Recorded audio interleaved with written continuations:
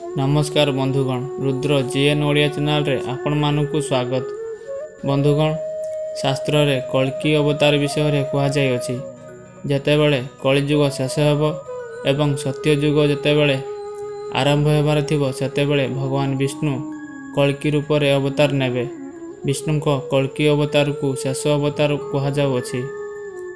आश्चर्यर कथा, द्वापर जुग रे भगवान विष्णु केवल तांकर 16 कला सहित श्रीकृष्ण रूप रे अवतार नहीं। जेबे कल्की रूप रे अवतार नेबे 64 कला सहित अवतार नेबे। सेथिपई भगवान कल्की को निष्कलंक भगवान बोली माना जीव। भगवान विष्णुंकर ए अवतार बहुत शक्तिशाली हेबो। तांको ए अवतार देखि दुष्ट पापी लोके डरिकी थरिबाकू लागिबे।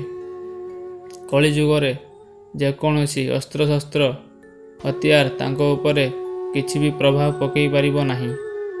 जेते शक्तिशाली मनुष्य हेउना काहींकी तांको हराई पारिबो नाही। एही कल्की अवतार रे पापी मानंकर विनाश करी पृथ्वी रे पुणी थरे धर्म स्थापना करिवे।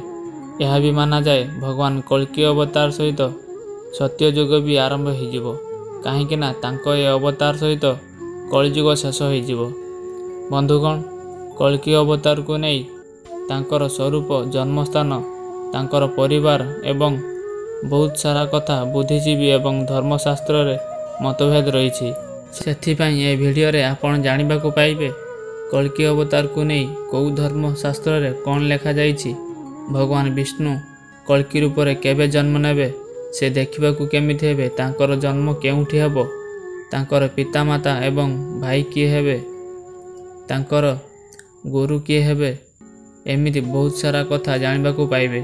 वीडियो आरंभ करिबा पूर्वरु आपण जदि एही चैनल को सब्सक्राइब करि नांती ताहले सब्सक्राइब करी पाखर थिबा घंटी चिन्ह को बजाई दियंतु, जा फल रे एही चैनल रे महत ज्ञानपूर्ण वीडियो सर्वप्रथमे देखिबाकू पाइबे। वीडियो भल लागिले लाइक करंतु, कमेंट बॉक्स रे जय श्री नारायण कमेंट करंतु। बंधुगण, भागवत महापुराणर भगवान विष्णुकर जेते अवतार आज पर्यंत होइछि, जेते अवतार भविष्यत रे हेबो, से सबु महापुराणर विस्तार भाव रे उल्लेख रही। संबल गाँव रे विष्णुयश नाम रे एक ब्राह्मण थिबे। तांकर हृदय बड़ उदार एवं भक्तिपूर्ण। तांकरी घरे तांको पुत्र रूप रे भगवान कल्कींकर जन्म हेबो। बंधुगण, पुराण रे भगवान विष्णुंकर शेष अवतार कल्की अवतार जन्म जो तिथि कहा जाय अछि, भगवान कल्की श्रावण मास शुक्लपक्ष षष्ठी तिथि रे जन्म नेबे। कल्की पुराणर भगवान कल्कींकर जन्म उत्तर प्रदेश मोरादाबाद पाख संबल गाँव रे हेबार उल्लेख रही। कल्की पुराण अनुसार भी तांको पितांक ना विष्णुयश ही हबो एवं तांको मातांक ना सुमति हेबो।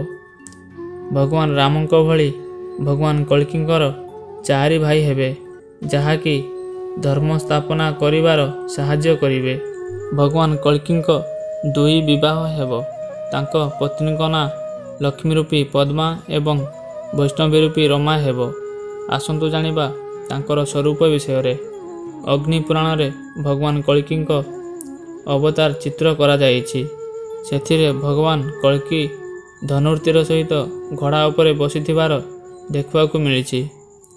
कल्की अवतार विषय रे कहा जाय अछि, भगवान कल्की 64 विशिष्ट कला रे परिपूर्ण थिबे। देवदत्त ना थिबा धड़ा घोड़ा उपरे सवार हेबे। बंधुगण, हिंदू धर्म ग्रंथरे तांको गुरुंकर वर्णना हेछि। शास्त्र अनुसार चिरंजीवी भगवान परशुराम भगवान कल्कींकर गुरु हेबे। भगवान शिवंक परम भक्त भगवान परशुराम को न्यायर देवता माना जाए।